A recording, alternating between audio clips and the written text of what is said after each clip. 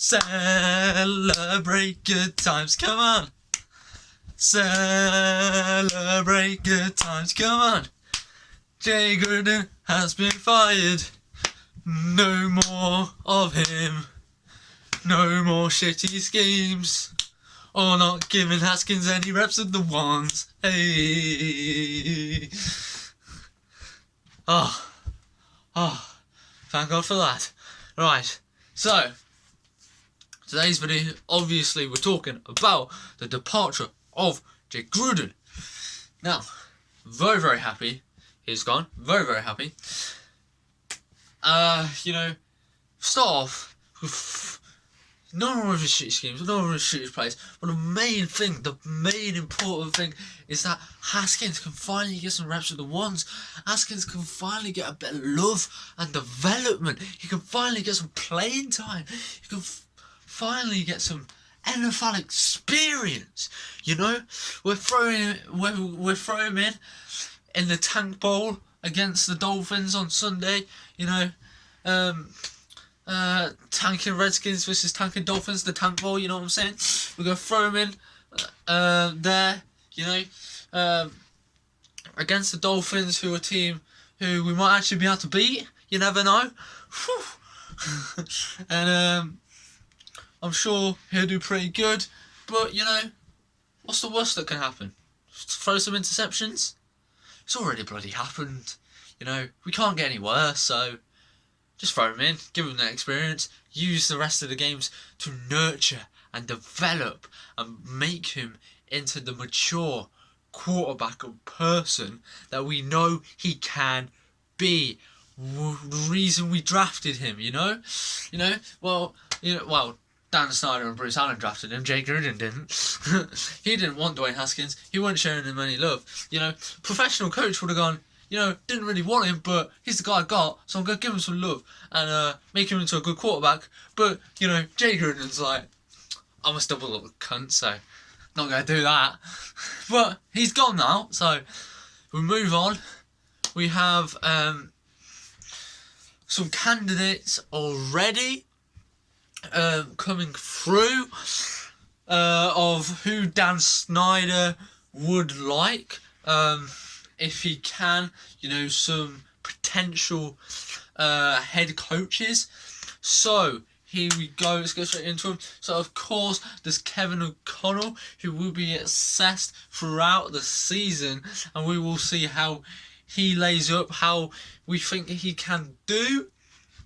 Now I think that is very key because we've already let some great offensive coordinators go who've gone on to become great head coaches, and Kevin O'Connell may not be that.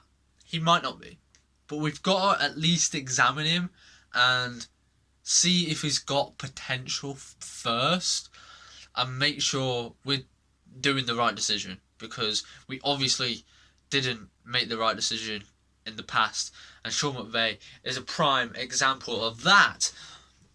Now, getting on to other coaches, some coaches that are a bit more established, so to say. Mike Tomlin of the Steelers.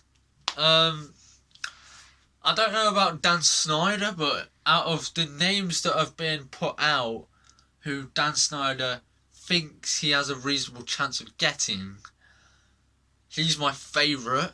He is the one that if we can get him, I would love. Because I think he's a great coach. He's been to the playoffs and Steelers so many times. He's always done well with them, really, apart from this season. But I think that's more to do with the chemistry in the locker room. I think Antonio Brown and Le'Veon Bell really fucked that up for them, and they're still trying to rebuild that and still trying to regain their momentum as a team. And the fact that they're knowing about stuff that former teammate is doing, that is really is disgusting. It's not going to bode well in the dressing room at all. I do not think it is his fault. He's had so many great seasons with the Steelers. That he's a great coach, everybody has a bad year from time to time, but with them doing bad, you know, that may leave him more likely to be approachable and the Steelers more likely to give him up. There was a couple other candidates as well. I can't right now off the top of my head remember their names. I'm sorry about that, guys. But they are offensive coordinator from the Chiefs and defensive coordinator from the Buccaneers. For some reason, the names just completely flying out of my head. But I'm sure you guys know who they are. I just put this video out there, you know, let you know, guys, what's going on. Put out my thoughts and opinions onto the matter. But yeah, I do know the Bucks, the one from the Bucks, has been pretty good. He's had some good spells in the past, different various things. I like when I've seen a picture of them, I do recognise them. I just can't remember their names. I'm dreadful with names, I really am. But they're not dreadful. They're decent candidates. I think either of them would do all right. But Mike Tomlin is like my go-to guy. He's like the one I would love. But apart from the coaching side, we've got that out of the way. Yeah, Bruce Allen is still here. All right. He's still running the show. He's still making the decisions alongside Dan Snyder. You know, we need to get them. We need to get Bruce Allen out, especially because it's very, very hard to get the owner out. You're gonna have to do. If we really want the owner gone, we have to do a lot of protesting, a lot of boycotting matches, not buying sales, like not buying shirts, not buying hats. You know, taking money out of his pocket, not watching the games on TV, you know, that kind of thing. But the thing is, yeah, he's not as bad as we make him out to be. He's a very, very bad owner, but we could have worse. We really could.